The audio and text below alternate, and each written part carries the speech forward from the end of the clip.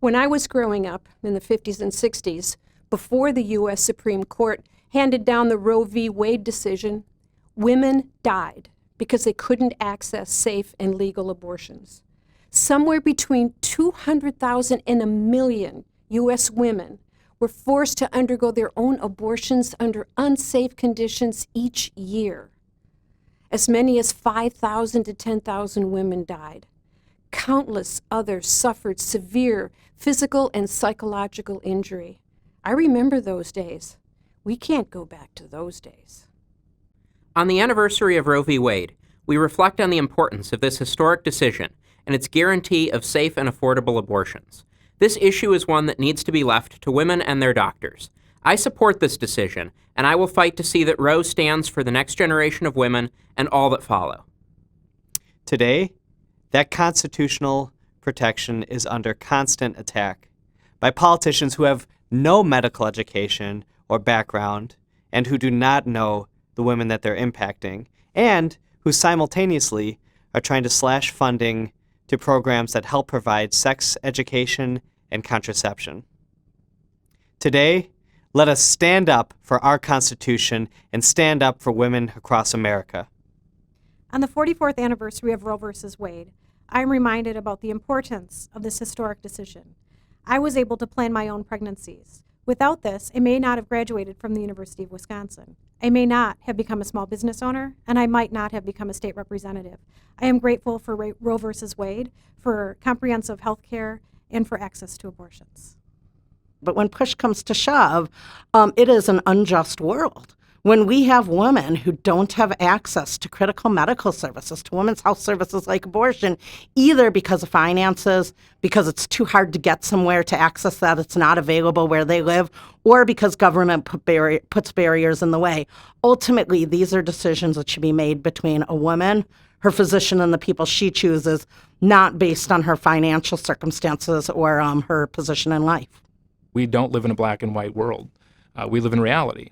And I think it's silly to try and shift back to a time where this was something that was underground, where women had to make a decision to put their own life at risk, or they had to come from extreme privilege, where then they're able to travel to cities or travel overseas or do something where it is legal. So I think we don't want to relive that history. The bottom line is women's health. And it's important that government not be involved. Today we celebrate the Supreme Court decision, which determined that government had no right to tell women what to do on their health care needs. We must promote that. And one thing we ought to do is to change Wisconsin statutes, which still criminalize abortion. I know from personal experience that if Roe v. Wade is repealed, a woman whose fetus has died will be forced to continue the pregnancy until she has a spontaneous abortion, putting her in great physical and mental risk, and perhaps jeopardizing future pregnancies. Being the mother of two beautiful boys, I believe that it is very important that parents are able to determine for themselves when the right time is to have a baby.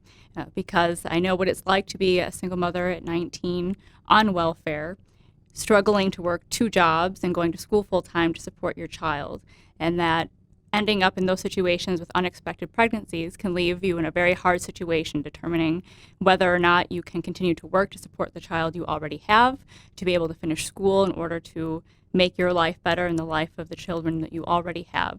So having the ability to choose for yourself when the right time is to be a parent is vitally important to every woman.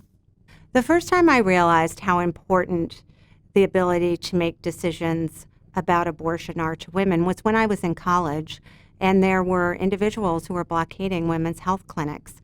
I just thought this was so outrageous and upsetting that there were individuals who thought that women shouldn't be able to make the most personal, private decisions about their health care. On this 44th anniversary of Roe versus Wade, it is more important than ever that we stand together to make sure that women continue to have the ability to make these private choices and private decisions about their lives. Roe v. Wade will not be erased from history. On its 44th anniversary, help us protect the Supreme Court case that will protect every woman's right to abortion.